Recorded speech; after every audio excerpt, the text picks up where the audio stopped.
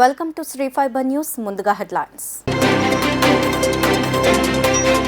ఎన్టీఆర్ జిల్లాలో కేంద్ర మంత్రి నారాయణ స్వామి పర్యటన. అమరావతిని రాజధానిగా అభివృద్ధి చేయాలని రాష్ట్ర ప్రభుత్వానికి సూచన. పోలవరంపై చర్చకు అసెంబ్లీకి రావాలి. టీడీపీ అధినేత చంద్రబాబుకి మంత్రి అంబటి పిలుపు. ఎమ్మెల్యేకు ప్రజల సమస్యలు చెప్పుకోకుండా పోలీసులు అడ్డుకుంటున్నారు. జనసేన అధికార ప్రతినిధి పోతిన మహేష్ ఆరోపణ. కొనసాగుతున్న అమరావతి రైతుల పాదయాత్ర. అడుగడుగున ప్రజల నుంచి విశేష స్పందన. ఇక డీటెయిల్స్ చూస్తే రాష్ట్రం నడిబొడ్డున ఉందనే అమరావతిని రాజధానిగా కొనసాగించి అభివృద్ధి చేయాలని రాష్ట్ర ప్రభుత్వానికి సూచించినట్లు కేంద్ర మంత్రి నారాయణ స్వామి తెలిపారు. అమరావతి అభివృద్ధికి కేంద్ర ప్రభుత్వం ఎన్నో నిధులు కేటాయించిందన్నారు. అమరావతి కేంద్రంగా 3 జిల్లాల అభివృద్ధికి కేంద్ర ప్రభుత్వం గతంలో సహకారం అందించిందని ఆయన చెప్పారు. ఎన్టీఆర్ జిల్లాలోని గొల్లపూడి వద్ద కృష్ణా నదిపై ఇన్నర్ రోడ్డు బ్రిడ్జ్ను కేంద్ర మంత్రి నారాయణ స్వామి సందర్శించారు. ప్రాజెక్టు నిర్మాణంలో పలు సమస్యలను గుర్తించినట్లు తెలిపారు. పొలాలు, ఇల్లు కోల్పోయిన వారు తమకు సర్వీస్ రోడ్డు కావాలని ఈ సందర్భంగా కేంద్ర మంత్రికి విజ్ఞప్తి చేశారు. అనంతరం కేంద్ర మంత్రి మీడియాతో మాట్లాడుతూ కేంద్ర ప్రభుత్వ నిధులను సద్వినియోగం చేసుకోకుండా రాష్ట్ర ప్రభుత్వం నిర్లక్ష్యం కారణంగా రాష్ట్రంలో అభివృద్ధి మందగించిందని విమర్శించారు. 3 రాజధానులు అంటూ రాష్ట్ర ప్రజల మధ్య చిచ్చు పెట్టవద్దని, అభివృద్ధిపై దృష్టి సారించాలని హితవు పలికారు. బ్రిడ్జి నిర్మాణంలో పొలాలు, ఇల్లు కోల్పోయిన వారికి రాష్ట్ర ప్రభుత్వం పరిహారం చూపించాలని ఆయన తెలిపారు. నేను స్పాట్ విజిట్ ఇచ్చినప్పుడు చాలా మంది రైతులు, రెసిడెంట్స్ ఈ బైపాస్లో స్పెషల్గా సర్వీస్ రోడ్ కావాలని చాలా రైతులు డిమాండ్ చేశారు. ఒకవైపు సర్వీస్ రోడ్ కావాలి, ఒకవైపు అక్విజిషన్ ప్రాబ్లము, ఒకవైపు alignment problem. Here the National Highway Department, they are not in a position to work independently. For this alignment and for the acquisition, the state government should be cooperate with the central government. This project specially earlier is approved because earliest state government has declared this in between Gunturu, NTR and another district. Another district, 3 district మధ్యంలో ఆంధ్రప్రదేశ్ రాజధానిగా Amaravati declare చేసేటప్పుడు ఈ connectivity of the roads, national highways should be earlier it is plan చేసి 3000కు ఎక్కువ డబ్బు ఈ ప్రాజెక్ట్కు డిక్లేర్ అయింది. No total project 2600. Land acquisition problem వల్ల, అలైన్మెంట్ ప్రాబ్లం వల్ల, కోర్టు ఇంటర్ఫరెన్స్ వల్ల స్లోగా పోయేది, డెవలప్మెంట్ వర్క్ చేసేది. ఇప్పుడు హైకోర్టు క్లియరెన్స్ ఇచ్చింది అది. కానీ even today the farmers and the residents, they need some service road and the acquisition, the cost of the acquisition land district collector, farmers, high court madhye controversy kabatti ఇంకా clear కాలేదు. Polavaram diaphragm wall దెబ్బతినడానికి Chandrababu అవివేకమే కారణమని రాష్ట్ర జలవనరుల శాఖ మంత్రి అంబటి రాంబాబు మండిపడ్డారు. చంద్రబాబు సర్కార్ నిర్ణయంతో వేల కోట్ల నష్టం జరిగిందన్నారు. మాట మీద నిలబడే నైజం చంద్రబాబుకు లేదని మంత్రి అంబటి దుయ్యబట్టారు. తాడేపల్లిలోని వైసీపీ కేంద్ర కార్యాలయంలో ఏర్పాటు చేసిన విలేకరుల సమావేశంలో మంత్రి అంబటి రాంబాబు మాట్లాడుతూ పోలవరంపై చర్చిద్దామంటే అసెంబ్లీకి రానంటున్నారని అన్నారు. ప్రజలకు వాస్తవాలు తెలియాలంటే అసెంబ్లీలో చర్చ జరగాలి కదా అని ప్రశ్నించారు. ఇప్పటికైనా చంద్రబాబు అసెంబ్లీకి వచ్చి చర్చలో పాల్గొనాలని హితవు పలికారు.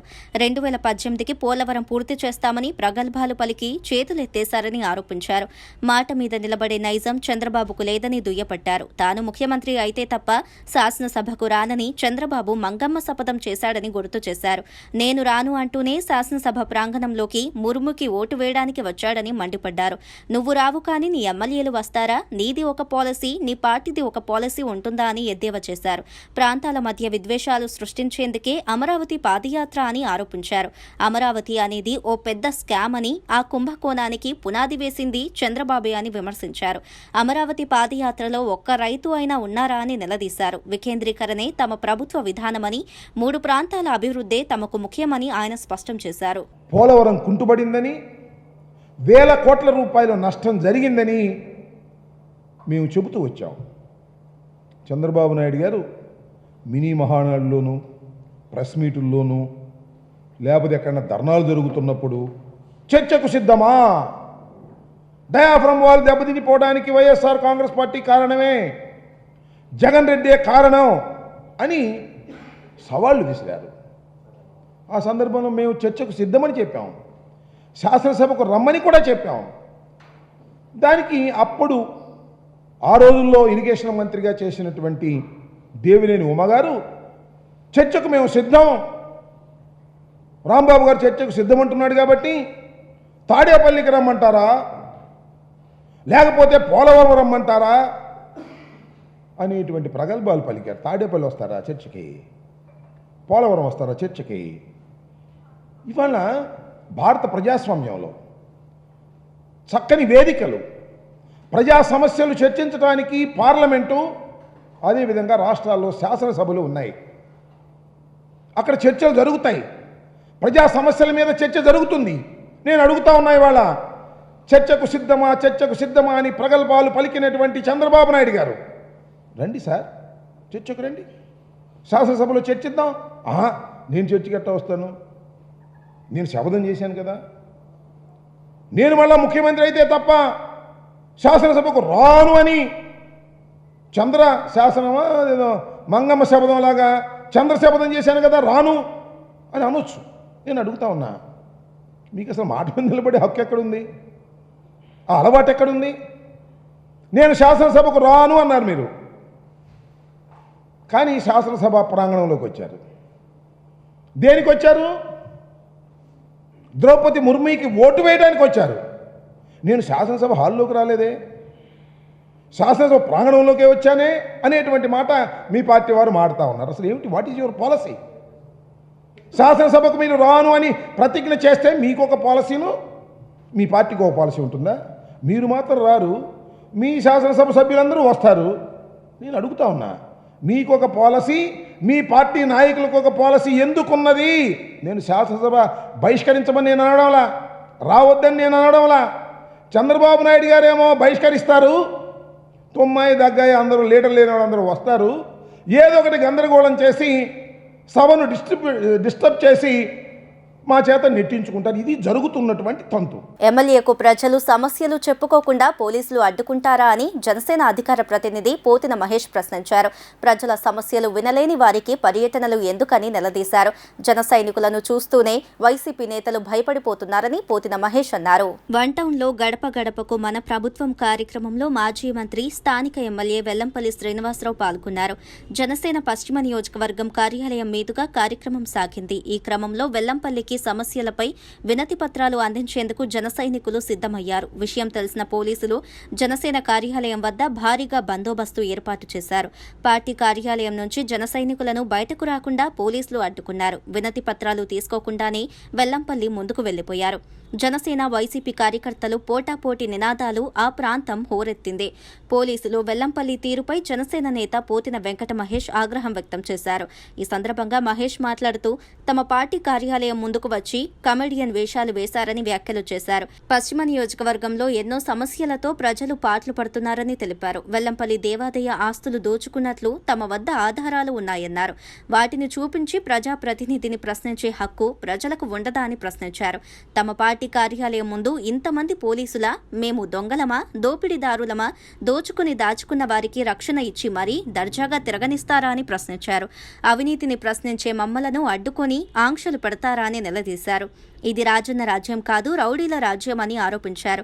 గడప గడపకు యాత్రలో వైసీపీ క్యాడర్ నిల్, పోలీసులు ఫుల్ అంటూ ఆయన ఎద్దేవా చేశారు.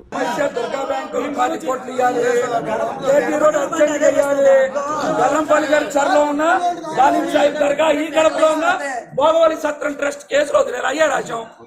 భోగవలి సత్రం కేసు వదిలే మన గడపలో అది కూడా చెప్పకూడదా? 53లో అదే కదా ఉంది. 53లో భోగవల్లి సత్రం ట్రస్ట్ ఉంది, వదిలేమనండి. వాళ్ళ పిఎస్ఏ కదా ఉంది, వదలమనండి. ఈ డివిజన్ లో సమస్య అది, ఈ డివిజన్ లో సమస్య.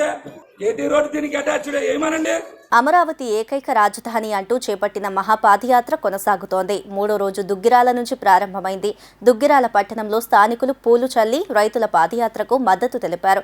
శ్రీకాకుళం జిల్లా అరసవల్లి వరకు చేపట్టిన ఈ పాదయాత్ర జయప్రదం కావాలని వారు ఆకాంక్షించారు. రాజధాని అమరావతి రైతుల మహాపాదయాత్ర కొనసాగుతోంది. మూడో రోజు దుగ్గిరాల నుంచి ప్రారంభమైంది. దుగ్గిరాల పట్టణంలో స్థానికులు పూలు చల్లి రైతుల పాదయాత్రకు మద్దతు తెలిపారు. శ్రీకాకుళం జిల్లా అరసవల్లి వరకు చేపట్టిన ఈ పాదయాత్ర జయప్రదం కావాలని వారు ఆకాంక్షించారు. పాదయాత్రలో పాల్గొనే రైతులకు పోలీసులు ప్రత్యేకంగా గుర్తింపు కార్డులు జారీ చేస్తున్నారు. ఉత్తరాంధ్ర అభివృద్ధికి తాము వ్యతిరేకం కాదని, తమకు జరిగిన అన్యాయాన్ని రాష్ట్ర ప్రజలకు చెప్పేందుకు మాత్రమే పాదయాత్ర చేస్తున్నట్లు పాదయాత్రలో పాల్గొన్న పలువురు రైతులు తెలిపారు. ప్రజలు తమను ఆశీర్వదించాలని కోరారు. అమరావతి మహాపాదయాత్ర అనేది చంద్రబాబు అండ్ కో ఆడిస్తున్న డ్రామాగా ఏపీ మంత్రి కారుమూరి నాగేశ్వరరావు అభివర్ణించారు. ఈ యాత్రలో బౌన్సర్లతో రైతులు యాత్రలు చేపట్టడం విడ్డూరంగా ఉందని ఆరోపించారు. సచివాలయంలో ఏర్పాటు చేసిన విలేకరుల సమావేశంలో మంత్రి కారుమూరి నాగేశ్వరరావు మాట్లాడుతూ రైతుల పాదయాత్రలో ఎప్పుడూ బౌన్సర్లను చూడలేదని ఆరోపించారు. రోలెక్స్ వాచీలు పెట్టుకుని మరీ పాదయాత్ర చేస్తున్నారని ఆరోపించారు. ఇంత రిచ్ రైతులను వాళ్ళు చేస్తున్న యాత్రను దేశ చరిత్రలోనే చూసి ఉంటారని సెట్టర్ వేశారు. అమరావతిని కడితే రాష్ట్ర భవిష్యత్తు దెబ్బతింటుందన్నారు. ఒకవేళ నిజంగా 4 లక్షల కోట్లు పెట్టి ఉంటే ఊహించిన నష్టం వాటి లేదన్నారు. చంద్రబాబు తన నిర్ణయాలతో రాష్ట్రాన్ని మరో శ్రీలంక చేసేవాడని విమర్శించారు. ఆలోచించకుండా ఇక రాష్ట్ర భవిష్యత్తు గురించి కొంతమంది కావాలని రాజధానిపై రాద్ధాంతం చేస్తున్నారని మండిపడ్డారు. 3 రాజధానులతోనే అన్ని ప్రాంతాల్లో అభివృద్ధి చెందుతుందని అన్నారు. ప్రజలందరూ 3 రాజధానులు కోరుకుంటున్నారని తెలిపారు. 3 ప్రాంతాల ప్రజలకు మేలు జరగాలన్నదే తమ కోరిక అని ఆయన స్పష్టం చేశారు. రైతులు నడుస్తుంటే పక్కన బోన్సర్స్ పెట్టుకుని పాదయాత్ర చేస్తుంటే నాకు చాలా ఆశ్చర్యంగా వింతగా అనిపిస్తూ ఉంది. ఓ పక్కనేమో రోలెక్స్ వాచీలు, బెంజి కార్లు, బోన్సర్స్ తోటి రైతులు.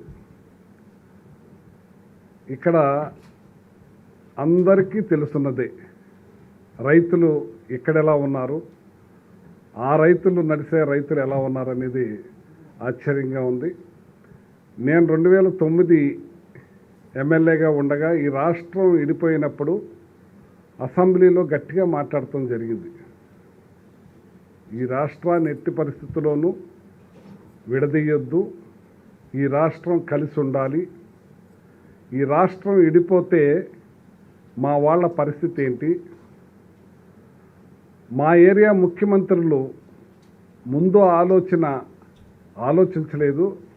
హైదరాబాద్ మంది, హైదరాబాద్ మనందరిది అనే ఉద్దేశం మీదే ఈ హైదరాబాద్ చుట్టూ ఎన్నో డెవలప్మెంట్స్ తీసుకురావటం జరిగింది.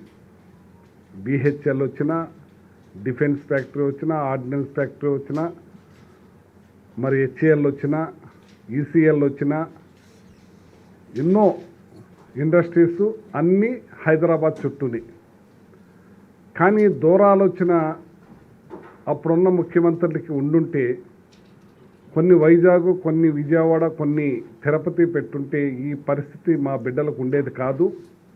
ఇవాళ ఏ హైదరాబాదు మేము చెట్టు కింద వెళ్ళి కూర్చునే పరిస్థితి అని నేను అసెంబ్లీలో మొరపెట్టుకుంటాం జరిగింది, బాధపడటం కూడా జరిగింది. ఇవాళ మళ్ళీ సేమ్ అదే సిచ్యువేషన్, ఓన్లీ అమరావతి చుట్టే అన్నీ అని కొంతమంది కావాలని. ఎందుచేతనంటే నిన్నే పేపర్లో చూసా, 100 ఎకరాలు అసైన్డ్ భూములు కొని రకరకాల పేర్ల మీద వేలాది ఎకరాలు పెట్టుకుని ఈ ఆస్తుల కోసం ఆలోచిస్తున్నారు. కానీ ఆంధ్ర రాష్ట్ర ప్రజల కోసం, 3 ప్రాంతాల ప్రజల కోసం, ఈ రాష్ట్ర భవిష్యత్తు కోసం ఆలోచించట్లేదు. కుల మత రాజకీయాలకు అతీతంగా నిష్పక్షపాతంగా పాలన అందిస్తున్న ఘనత సీఎం జగన్దేనని పశ్చిమ ఎమ్మెల్యే వెల్లంపల్లి శ్రీనివాస్ అన్నారు. జనసేన, బీజేపీ, టీడీపీ నాయకులకు కూడా సంక్షేమ పథకాలు అందించామని ఆయన స్పష్టం చేశారు. గడప గడపకు మన ప్రభుత్వం కార్యక్రమంలో భాగంగా పశ్చిమ ఎమ్మెల్యే వెల్లంపల్లి శ్రీనివాస్, మేయర్ రాయన భాగ్యలక్ష్మి, స్థానిక కార్పొరేటర్ మహదేవ్ అప్పాజీతో కలిసి 53వ డివిజన్ పరిధిలోని పలు ప్రాంతాల్లో పర్యటించి ప్రజలను కలుసుకొని సమస్యలను తెలుసుకున్నారు. ఈ సందర్భంగా జనసేన నేత పోతిన మహేష్ కు రైతు భరోసా కింద 15,000 రూపాయల చెక్కును అందజేయబోగా ఆయన నిరాకరించారు. ఈ సందర్భంగా మహేష్, వెల్లంపల్లి అనుచరులకు మధ్య వాగ్వాదం చోటు చేసుకుంది. పర్యటన అనంతరం ఎమ్మెల్యే వెల్లంపల్లి శ్రీనివాస్ మాట్లాడుతూ జగన్ ప్రభుత్వం కుల మత రాజకీయాలకు అతీతంగా సంక్షేమ పథకాలను అందిస్తోందని అన్నారు. ఈ డివిజన్లో జనసేన, బీజేపీ, టీడీపీ నాయకులకు సైతం పథకాలను వర్తింపజేశామన్నారు. 3 ఏళ్ల వైసీపీ పాలనలో ధైర్యంగా ప్రతి గడపకు వెళ్లగలగడమే జగన్ సంక్షేమ పాలనకు నిదర్శనమని వ్యాఖ్యానించారు. మేయర్ రాయన భాగ్యలక్ష్మి మాట్లాడుతూ వైసీపీ అధికారంలోకి వచ్చాక పశ్చిమ నియోజకవర్గంలో అభివృద్ధి పరుగులు పెడుతోందన్నారు. అన్ని పార్టీల వారికి సంక్షేమ పథకాలు అందిస్తున్నామని ఆమె వివరించారు. జగన్మోహన్ రెడ్డి గారి యొక్క మంచి ఆలోచన, ప్రతి వాళ్ళకు కూడా ప్రభుత్వం అండగా ఉండాలి, ప్రతి వాళ్ళకు కూడా ప్రభుత్వం సహాయం చేసే విధంగా ఉండాలి, ప్రతి వాళ్ళకు కూడా ప్రభుత్వం తోడుగా ఉండాలని చెప్పి ఒక మంచి సంకల్పంతో ఏ ముఖ్యమంత్రి చేయలేని సాహసోపేత నిర్ణయం. ఈరోజు మా పథకాలు ఏ విధంగా అమలవుతున్నాయో మీరు ప్రతి గడపకి వెళ్ళి కనుక్కోండి అని చెప్పడం అనేది గతంలో ఏ ముఖ్యమంత్రి కూడా చేసిన పరిస్థితి లేదు. ఈరోజు జగన్మోహన్ రెడ్డి గారు పార్టీలకి, కులాలకి, మతాలకు అతీతంగా పథకాలు అందిస్తున్నారు కాబట్టి ఈరోజు ధైర్యంగా ప్రతి గడపకి వెళ్ళి మేము వాళ్ళ యొక్క యోగక్షేమాలు కనుక్కోవడం, ప్రభుత్వ పథకాలు అందట్లేదో మన అందరికీ కూడా కనుక్కోవడం జరుగుతుంది. ముఖ్యంగా చెప్పాలంటే ఈ సచివాలయం పరిధిలో పవన్ కళ్యాణ్కి పార్టీ నాయకుడు ఒకడు ఉంటాడు. ఇక్కడ పనికి మాలినోడు, వాడు ఏదో రాష్ట్ర నాయకుడిగా ఫీల్ అవుతుంటాడు. చివరికి అతనికి కూడా ఈరోజు పథకం ఇచ్చిన ఘనత వైఎస్ జగన్మోహన్ రెడ్డి గారిది. అంటే ఆ పేరు చెప్పడం కూడా నాకు ఇష్టం ఉండదు, ఆ పేరు కూడా చూడండి కావాలంటే. అతనికి కూడా పథకం ఇచ్చి ఈరోజు జనసేన కావచ్చు, నిన్న జనసేన కార్పొరేటర్ అభ్యర్థికి కూడా పథకాలు ఇవ్వడం జరిగింది. అట్లాగే తెలుగుదేశం వాళ్ళు ఈరోజు తెలుగుదేశం వాళ్ళకి కూడా వాళ్ళ ఇంటికి వెళ్తుంటే వాళ్ళు సిగ్గుపడతారు. ఈరోజు జనసేన వాళ్ళు కానీ తెలుగుదేశం వాళ్ళు కానీ వాళ్ళ ఇంటికి వెళ్తుంటే మాకు ఈ పథకాలు తీసుకుంటే ప్రజలకు తెలిసిపోతుంది, జగన్మోహన్ రెడ్డి గారు మాకు కూడా పథకాలు ఇస్తారని చెప్పని తెలిసిపోతుంది అని చెప్పని సిగ్గుపడి వాళ్ళందరూ కూడా పారిపోయే పరిస్థితి కనబడుతుంది. ఏదైతే ఈరోజు ఈ 179వ సచివాలయంలో ప్రతి గడపకే వెళ్ళామో, ఇక్కడ తెలుగుదేశం పార్టీ వాళ్ళైనా, జనసేన పార్టీ వాళ్ళకైనా పార్టీలకు అతీతంగా ఈరోజు ప్రతి ఒక్కరికి మన జగనన్న పథకాలు అనేవి ప్రతి ఒక్కరికి అందుతున్నాయి. వాళ్ళు ఇప్పటికైనా కళ్ళు తెరవాలి, కళ్ళు తెరిచి వాళ్ళు ఏదైనా మాట్లాడాలి, జగనన్న గురించి మాట్లాడాలన్నా, పశ్చిమ నియోజకవర్గంలో వెల్లంపల్లి శ్రీనివాసరావు గారి నుంచి మాట్లాడాలన్నా వాళ్ళు గుర్తు తెచ్చుకొని మాట్లాడాలని నేను తెలియజేసుకుంటున్నాను. ఎందుకంటే ఈరోజు అర్హులైన ప్రతి ఒక్కరికి పథకాలు అందజేయడం అన్నది జగనన్న పెద్ద మనసుకి ఇది నిదర్శనం. ఇంతకుముందు మనం తెలుగుదేశం గవర్నమెంట్లో చూసాము, ఒక పక్క పార్టీలోన సభ్యత్వాలు ఉంటేనే ఇంకో పక్క ఫంక్షన్లు రాసే విధానం ఉండేది. అక్కడ సభ్యత్వం తీసుకుంటేనే ఇక్కడ ఫంక్షన్లు రాసేవారు. కానీ ఈరోజు మా పార్టీ కాకపోయినా అదర్ పార్టీ నాయకులైనా సరే కార్పొరేటర్ అభ్యర్థుల నుంచి ఈరోజు ప్రతి ఒక్కరికి పథకాలు అనేవి అందజేస్తున్నాము. సీఎం జగన్ చేసే సంక్షేమ అభివృద్ధి పనులపై ప్రతిపక్షాలు రాక్షసుల్లా విమర్శలు చేస్తున్నారని విజయవాడ సెంట్రల్ ఎమ్మెల్యే మల్లాది విష్ణు అన్నారు. దమనకాండకి, సంక్షేమానికి కూడా సోము వీర్రాజు తేడా తెలియకుండా మాట్లాడుతున్నారని విమర్శించారు.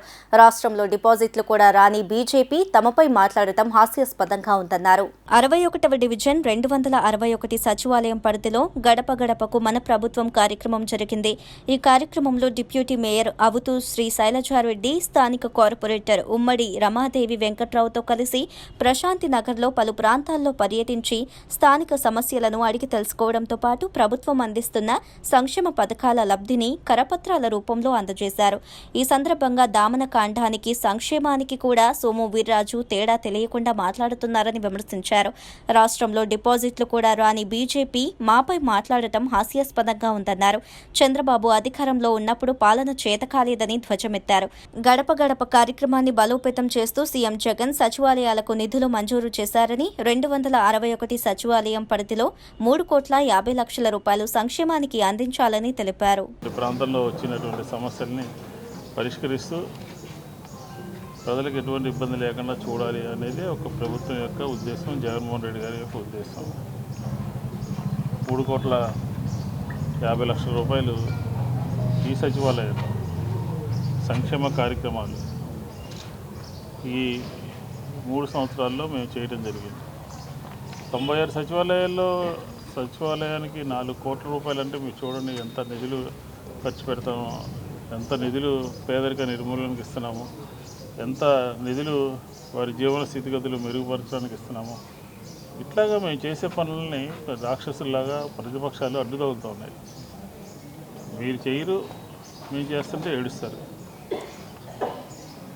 దానికి ఉదాహరణ ఈరోజు ప్రతిపక్షాల యొక్క మాటలు. సోమవీర్రాజు మాట్లాడతాడు, దమనకాండ అంట. ఈ రాష్ట్రంలో సంక్షేమం అభివృద్ధి ఉందా, దమనకాండ ఉందా? నువ్వు నీ చేతనైన పనులు చేసావు. నువ్వు ఎన్నికల్లో పోటీ చేశారు, డిపాజిట్ కోల్పోయారు. తిరుపతి ఎన్నికల్లో ఏం జరిగింది? బద్వేలు ఎన్నికల్లో ఏం జరిగింది? ఏ ఎన్నికల్లో పోటీ చేసినా మీకు వచ్చినటువంటి ఓట్లు ఏంటనేది ఒకసారి బేరీ చేసుకోండి. దమనకాండ ప్రజలు అన్ని విషయాలు గమనిస్తారు కదా. దమనకాండ లేకపోతే సంక్షేమమా, అభివృద్ధి? కాబట్టి ఈ గడప గడప కార్యక్రమం ప్రతి ఇంటికి బాగోగులు చూడటము, ప్రతి ఇంటికి ప్రతి గడపకి మంచి చెడులు చూడటము, వాళ్ళ అభిప్రాయాలు తెలుసుకోవటము, వాళ్ళ మనోగతం తెలుసుకోవటము, వాళ్ళ సంబంధించినటువంటి సమస్యలు పరిష్కరించడమే. కాబట్టి అధికారంలో ఉన్నప్పుడు ఏ విధంగా పనిచేయాలి అని చంద్రబాబుకి తెలియదు, ఇంకెవరికి తెలియదు.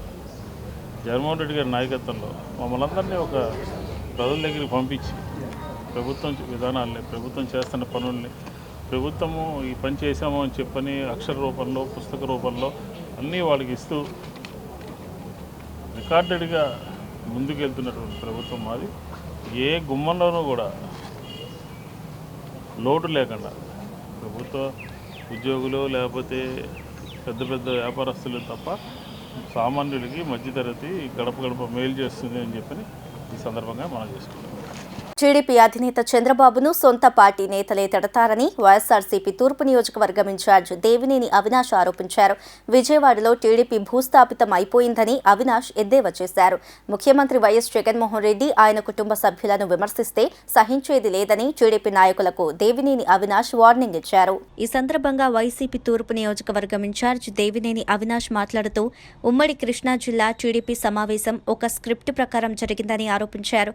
కొడాలి నాని, వంశీ, అవినాష్ మీద శపథాలు చేసి తొడలు కొట్టండని చంద్రబాబు డైరెక్షన్ చేస్తే టీడీపీ నేతలు రెచ్చిపోయి మాట్లాడుతున్నారని ఆగ్రహం వ్యక్తం చేశారు. అలా చేసిన టీడీపీ నేతల చీకటి బ్రతుకులు తనకు తెలుసని, ఇప్పుడు తొడలు కొట్టిన వారే ఉదయం చంద్రబాబును పొగుడుతారని, మళ్లీ వారే రాత్రి అయితే వెధవా అని తిడతారని ఎద్దేవా చేశారు. వైఎస్ఆర్సీపీ నేతల కన్నా టీడీపీ నాయకులే చంద్రబాబును ఎక్కువగా తిడతారని వెల్లడించారు. స్థానిక ఎన్నికల్లో వైఎస్ఆర్సీపీ గెలిచింది కాబట్టి ఏమీ చేయలేక కవ్వింపు రాజకీయాలు చేస్తున్నారని మండిపడ్డారు. టీడీపీ నేతలు కాల్ మనీ, సెక్సా రాకెట్లో పాత్రధారులుగా ఉన్నారని ఆరోపించారు. టీడీపీ విజయవాడలో ఎప్పుడో భూస్థాపితం అయిపోయిందని, దేవినేని ఉమాకు మైలవరంలోనే గతి లేదని ఆగ్రహం వ్యక్తం చేశారు. ఉమ్మడి కృష్ణా జిల్లా వ్యాప్తంగా అన్ని నియోజకవర్గాల్లో వైఎస్ఆర్సీపీ జెండా ఎగరడం ఖాయమని ఆయన జోస్యం చెప్పారు. ఈరోజు జగన్మోహన్ రెడ్డి గారిని కానివ్వండి, వైఎస్ఆర్సీపీ పార్టీని కానివ్వండి, వ్యక్తిగతంగా కానివ్వండి, జగన్మోహన్ రెడ్డి గారి కుటుంబ సభ్యులు కానివ్వండి, విమర్శిస్తే మాత్రం తప్పకుండా వైఎస్ఆర్సీపీ పార్టీ కార్యకర్త విజయవాడ తూర్పు నియోజకవర్గంలో గతంలో ఏ మాదిరిగా అయితే జరిగిందో తప్పకుండా అదే విధంగా రియాక్ట్ అవుతారనే విషయం మాత్రం తప్పకుండా మేము చెప్తాం. ఈరోజు తెలుగుదేశం పార్టీలో ఎందుకంటే కొంత సిగ్గుండాలి తెలుగుదేశం పార్టీ నాయకులకి. పిచ్చి రాజకీయాలు, ఎదవ రాజకీయాలు. ఈరోజు ఒక నమ్మకంతో ఈరోజు అనేక మంది ఈరోజు ఒక మోసం చేసే వ్యక్తులు ఎవరు ఉందంటే తెలుగుదేశం పార్టీ నాయకుడు చంద్రబాబు నాయుడు. ఈరోజు ఒక నమ్మకంతో పార్టీలో ఉన్న మనుషుల ద్వారా ఒక మనిషి ఎదుగుతున్నారంటే తొక్కాలనే మనస్తత్వం వాళ్ళ పార్టీలో ఉన్న వ్యక్తుల ద్వారా. ఈరోజు నేను ఆ పార్టీలో ఉన్నప్పుడు గారా ఇతన్ని తొక్కాలి, ఇతని జీవితం నాశనం చేయాలనే మనస్తత్వం తెలుగుదేశం పార్టీ నాయకులు ఆ రోజు ఉంది. ఈరోజు అది గమనించి గ్రహించి జగన్మోహన్ రెడ్డి గారు ఒక నాయకత్వంలో, ఈరోజు ఆ నాయకత్వంలో వైఎస్ఆర్ కాంగ్రెస్ పార్టీలో చేరిన తర్వాత ఈరోజు నెహ్రూ గారు ఒక ఆర్గనైజేషన్ కానివ్వండి, ఆయన బిడ్డగా నాకు కానివ్వండి, ఒక మంచి రాజకీయ భవిష్యత్తు ఇచ్చిన జగన్మోహన్ రెడ్డి గారికి ఆయన మీద ఏగ వాదిన, ఆయన మీద వ్యక్తిగతంగా కానివ్వండి, ఆయన మీద ఏమి జరిగినా ఈరోజు ఆయనకు అండగా ఈ యొక్క విజయవాడ నగరంలో మేమందరం గారు అండగా ఉంటామని చెప్పి తొందరగా చెప్తూ, రాబోయే రోజుల్లో వాళ్ళు ఏదో చెప్పుతున్నారు, మేము చెప్పట్లా. ఈరోజు గద్దె రామ్మోహన్ షో రాజకీయాల గురించి దేవినేని ఉమానే అంటున్నారు, పెద్దరికం అద్దె వస్తుందని చెప్పాను. అంటే ఆయన వ్యక్తిత్వం అదే. దేవినేని ఉమానే అంటున్నారు, మేము ఎదలో మాకన్నా పెద్ద ఎదవ గద్దె రామ్మోహన్ అని చెప్పండి. టీడీపీ నేతలకి ఎన్నికల్లో ప్రజలే సరైన గుణపాఠం చెప్పారని, అయినా వారికి బుద్ధి రాలేదని YCP floor leader Venkata Satyanarayana ఆగ్రహం వ్యక్తం చేశారు. తూర్పు నియోజకవర్గంలో ఏ సమయంలో అయినా అవినాష్ని గెలిపించడానికి ప్రజలు సిద్ధంగా ఉన్నారని వెల్లడించారు. నియోజకవర్గంలో ప్రతి కుటుంబాన్ని తన సొంత కుటుంబంలాగా భావించి అవినాష్ అండగా నిలబడుతున్నారని సత్యనారాయణ అన్నారు. గుణదలలోని వైసీపీ కార్యాలయంలో ఏర్పాటు చేసిన విలేకరుల సమావేశంలో వైసీపీ ఫ్లోర్ లీడర్ సత్యనారాయణ మాట్లాడుతూ గద్దె రామ్మోహన్ చేసే వ్యాఖ్యలు సిగ్గుచేటని అన్నారు. నియోజకవర్గంలో గద్దె పేరును ప్రజలు ఎప్పుడో మర్చిపోయారని, అది జీర్ణించుకోలేక పిచ్చి పిచ్చిగా మాట్లాడుతున్నారని ఆరోపించారు. టీడీపీ హయాంలో గద్దె రామ్మోహన్ నియోజకవర్గ అభివృద్ధికి చేసిందేమీ లేదని విమర్శించారు. గద్దె రామ్మోహన్కి దమ్ము ధైర్యం ఉంటే రాజీనామా చేయాలని, తాము కూడా చేస్తామని, అప్పుడు ఎన్నికల్లో తేల్చుకుందామని సవాల్ విసిరారు. టిట్కో ఇళ్ల పేరుతో పేద ప్రజలను మోసం చేశారని మండిపడ్డారు. దేవినేని ఉమా అవాకులు చవాకులు పేలితే ఊరుకునేది లేదని, టీడీపీ నేతలకు తమ స్టైల్లో ఆయనకు బుద్ధి చెబుతామని హెచ్చరించారు. నిన్న పని పాటు లేని కుక్కలు కొన్ని వాటి ఇష్టం వచ్చినట్టు మొరగటం బిగిన్ చేసింది. ఈ సందర్భంగా మేము ఒకటే చెప్పవచ్చు, ఏదైతే నిన్న వాగారో దేవినేని ఉమా కానీ గద్దె రామ్మోహన్ కానీ,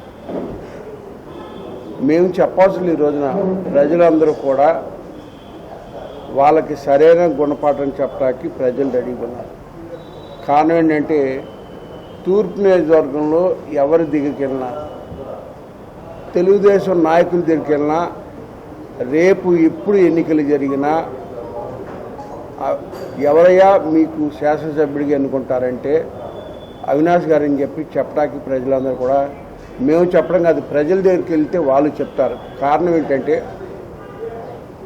అవినాష్ గారు తూర్పు నియోజకవర్గ బాధ్యతలు చేపట్టిన తర్వాత వైసీపీలో నిరంతరం పొద్దునుంచి రాత్రి దాకా, ముఖ్యంగా ఈ కరోనా కష్టకాలంలో ప్రతి నిత్యం నియోజకవర్గం అంతా కలిగి తిరగటమే కాకుండా పేద ప్రజలకి కావాల్సిన సదుపాయాలన్నీ ఇక్కడున్న తూర్పు నియోజకవర్గ కార్పొరేటర్లు ఇన్ఛార్జీల ద్వారా చేయించడం ద్వారా అవినాష్ గారు ఈ విధంగా చేస్తారని మేము ఎవరు కూడా ఊహించలే.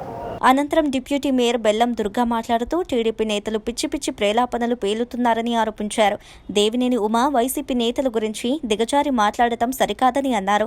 2004 నెహ్రూ మీద గద్దె రామ్మోహన్ ఓడిపోయాడు, ఆ విషయం గుర్తుంచుకోవాలని, 2024లో మళ్లీ నెహ్రూ తనయుడు అవినాష్ బంపర్ మెజారిటీతో గెలవటం ఖాయమని జోస్యం చెప్పారు. టీడీపీ నేతలకు ఇప్పటికే వెన్నులో వణుకు పట్టుకుందని విమర్శించారు. టీడీపీ నేతలు భయంతో నోటికొచ్చినట్లు మాట్లాడుతున్నారని ఆరోపించారు.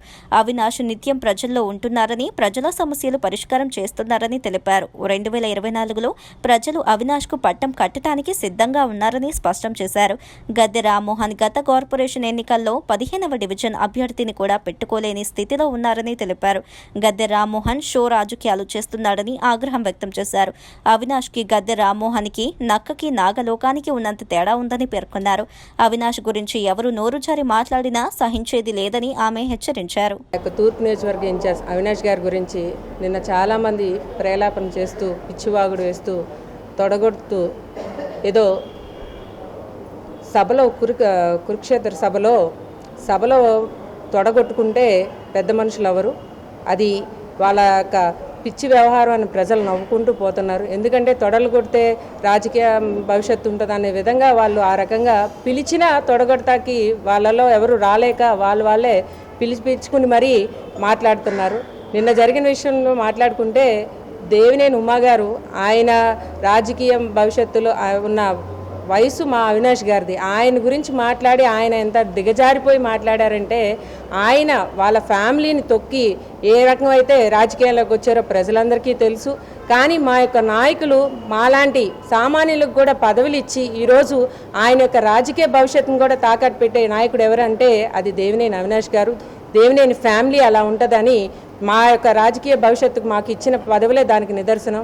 జగన్ సతీమణి భారతమ్మ ఏనాడు రాజకీయాల గురించి మాట్లాడలేదని, అలాంటి వ్యక్తిపై టీడీపీ నాయకులు అవాకులు చెవాకులు పేలితే సహించేది లేదని జిల్లా గ్రంథాలయ సంస్థ చైర్మన్ టి జమ్మల పూర్ణమ్మ అన్నారు. భారతమ్మ పేరు ఎత్తే అర్హత కూడా టీడీపీ నాయకులకు లేదన్నారు. ఒళ్ళు దగ్గర పెట్టుకుని మాట్లాడాలని టీడీపీ నాయకులకు సూచించారు. ఠాగూర్ గ్రంథాలయంలో ఏర్పాటు చేసిన విలేకరుల సమావేశంలో జిల్లా గ్రంథాలయ సంస్థ చైర్మన్ టి జమ్మల పూర్ణమ్మ మాట్లాడుతూ 2 ఎకరాల కుటుంబం నుంచి వచ్చిన చంద్రబాబుకు పుట్టుకతోనే సంపన్న కుటుంబానికి చెందిన వైఎస్కు ఎంతో వ్యత్యాసం ఉందని స్పష్టం చేశారు. మరోసారి భారతిపై కానీ జగన్ కుటుంబం గురించి మాట్లాడితే నాలుకలు కోస్తామన్నారు. బుద్ధ వెంకన్న స్థాయి మరిచి కొడాలి నానిని విమర్శిస్తే సహించేది లేదని, నాని కాలి వెంట్రుకను కూడా టీడీపీ నాయకులు పీకలేరని పూర్ణమ్మ హెచ్చరించారు. ఏనా కొడుకైనా సరే, అరే టీడీపీ నా కొడుకల్లారా సమాధానం ఇస్తున్నా నేను. మీకు లేరా బిడ్డలు అంట. ఏ సంబంధం లేని భారతమ్మ గారిని తీసుకొచ్చి పార్టీలకి ఆమెను అంటించటం ఏంటి? ఆమె ఎప్పుడన్నా మాట్లాడిందా? ఎవరి మీదన్నా మాట్లాడిందా? ఈ మొద్దు నా కొడుకులు, మొద్దు నిద్రలు పోయే నా కొడుకుల గురించి ఎవరి గురించి అయినా మాట్లాడిందామా? అసలు ఆ అబ్బాయిని బెడి తెచ్చే పని ఏంటి నా కొడుకులకి? ఎవడో మనం మాట్లాడుతున్నాడు. నా కొడుకులకు బుద్ధి లేదు. బుద్ధి లేని నా కొడుకులు ఏదో మాట్లాడితే దానికి తందానంటే తందానా అని నా కొడుకులు, టీడీపీ నా కొడుకులు మాట్లాడుతున్నారు. టీడీపీ పార్టీకి సంబంధం లేని నా కొడుకులు మాట్లాడుతున్నారు. ఈ నా కొడుకులకి ఎవడిచ్చాడో ఈ రైట్స్? జాగ్రత్త, ఒళ్ళు దగ్గర పెట్టుకుని మాట్లాడండి ఎవడైనా సరే. అరే టీడీపీ నా కొడుకులారా, ఇదే సవాల్ మీకు. ఏమనుకుంటున్నారో నా కొడుకులారా? మిమ్మల్ని అందరినీ పేరు నా కొడకల్లారా గుడ్డలో తీసి కొడతాం. నా కొడకల్లారా రాష్ట్రం వదిలేసి వెళ్ళేటట్టుగా ఎక్కడ మెదలకుండా ఊరుకుంటున్నారని మీరు అవాకులు చవాకులు పేలుతున్నారు. ఎవడిచ్చాడు మీకు ఈ రైట్స్? అసలు భారతమ్మ పేరెత్తే అర్హత మీకుందా? ఎవరికైనా సరే భారతమ్మ కాలు గోటికి కూడా పనికిరారు ఎవడో. టీడీపీ నా కొడుకులు ఎవడైనా సరే ఆ మాట మళ్ళీ ఇంకొకసారి ఎవడైనా ఎత్తితే నాలుకలు తెగ్గొస్తాం. జాగ్రత్త, ఒళ్ళు దగ్గర పెట్టుకుని మాట్లాడిన.